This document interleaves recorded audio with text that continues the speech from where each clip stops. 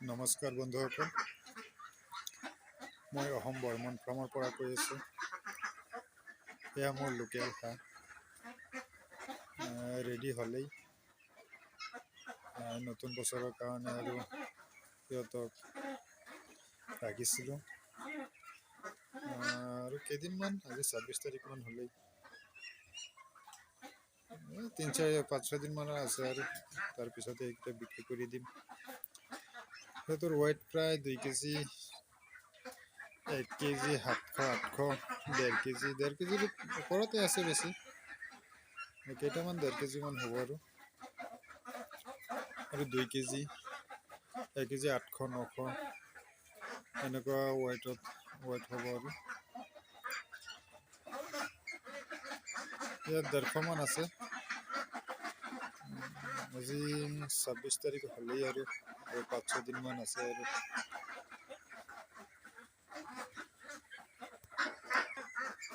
কেইটামান ক'লা হাঁহ এনেকুৱা লাগে যে সিহঁতৰ 2 কেজিৰ ওপৰতে হয় নেকি।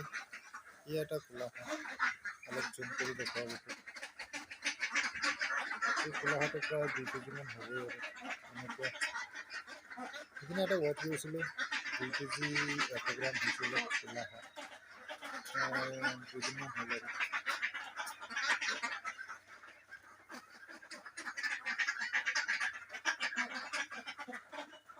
সিহঁতক বৰ্তমান দানা খুৱাওঁ আৰু দানাৰ লগত মানে ধান গুড়া, ধানৰ গুড়ি যিটো কয় আপোনাৰ পুৰা বুলি কয়, সেইটোক মিহলি কৰি খুৱাওঁ।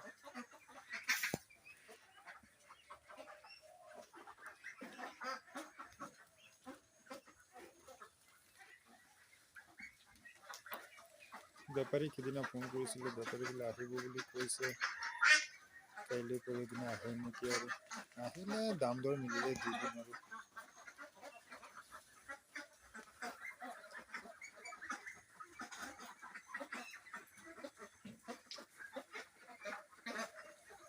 সিহঁতৰ বয়স আজি 2 মাহ হ'ল,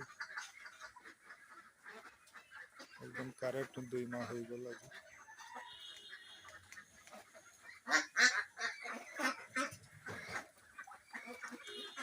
সিহঁতক দানা বহুত খুৱাইছোঁ, মানে হিচাপ এটা ইমান এটা নহয় আৰু বা অলপকেইটা আপোনাৰ হোৱাইট পেকিং আছে যে চব একেলগতে হৈ আছে আৰু হিচাপ কেইটা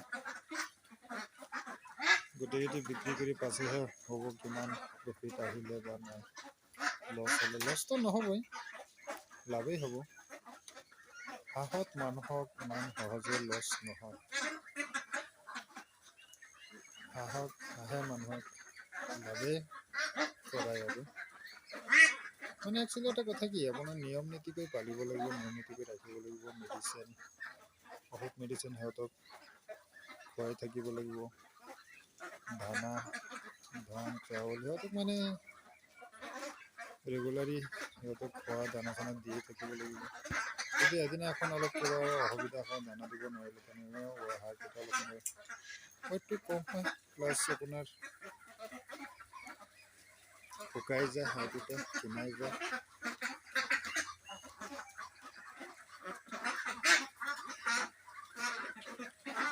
ঠাণ্ডাৰ কাৰণে তোমাৰ পুখুৰীত নাৰাখোঁ, ফাৰ্মৰ ভিতৰতে সোমাই ৰাখোঁ।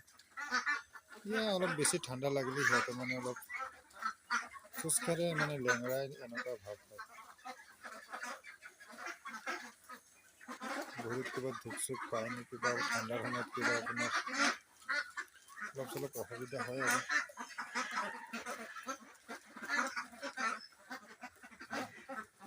এইকেইটা জানুৱাৰী নতুন বছৰৰ কাৰণে ৰেডি।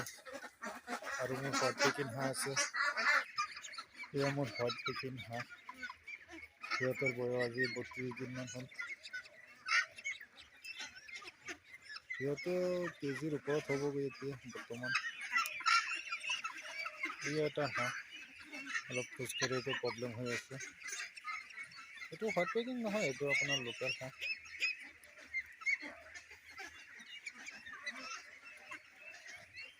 কাইলৈৰ পৰা এনেকৈ খোজকাঢ়ি আছে।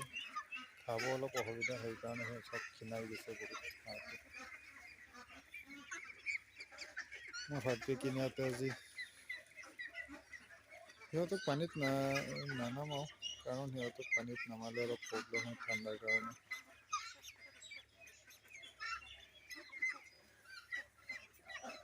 একদম মানে ঠাণ্ডাই কঁপি থাকে, সেইকাৰণে পানীত নমোৱাটো বাদ দিলোঁ। এইকেইটা আপোনাৰ বিহুৰ কাৰণে ৰেডি কৰিম আৰু বিহু আহোঁতে আহোঁতে ৰেডি হৈ যাব লাগে আৰু বিহুতো এতিয়া আৰু বহুত দিন আছে, প্ৰায় 20 দিনমান আছেই।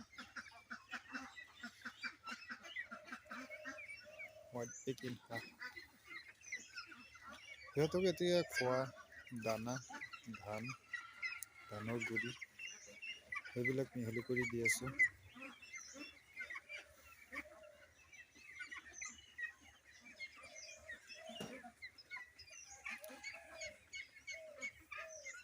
এশ 75টামান আছে ইয়াত হাঁহ। সেইটো ৱেটটো গ্ৰ'থটো ঠিকেই আছে, ইমান এটা বেয়া নহয়।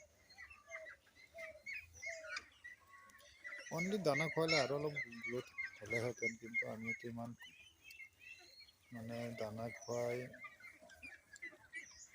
সিহঁতক ইমান এটা লাভৱান হ'ব নোৱাৰিম, মানে দিন অলপ বেছি লাগিব আৰু দানাটো খোৱালে দিন ইমান বেছি নালাগে, 50 দিনতে হৈ গ'লেহেঁতেন, কিন্তু এতিয়া আমাৰ প্ৰায় 2 মাহমান লাগিব আৰু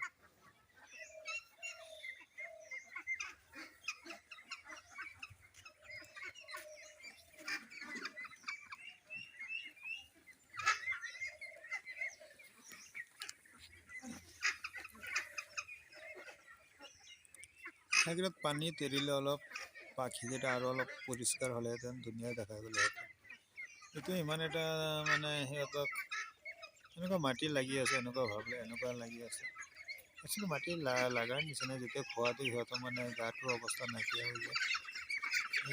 সিহঁতে ভোক লাগিলে যেনেকুৱা লাগি আছে, আহি আছে তেনেকৈ।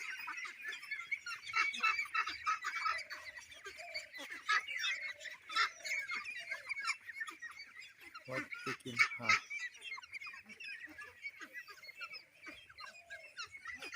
এতিয়া সিহঁতক 3বাৰ দিম খোৱা। 1 মাহ পাৰ হোৱাৰ পিছতে মই 3বাৰ খোৱা দিওঁ সিহঁতক।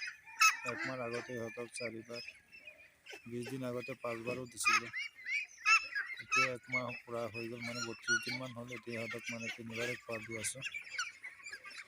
সেইকাৰণে সিহঁতক এতিয়া মানে ভোক লাগিলেই আৰু ৰাতি 4:30, 7টা বজাত দিম আৰু সিহঁতক খোৱা। সিহঁতক মেডিচিন ভিমাৰেল,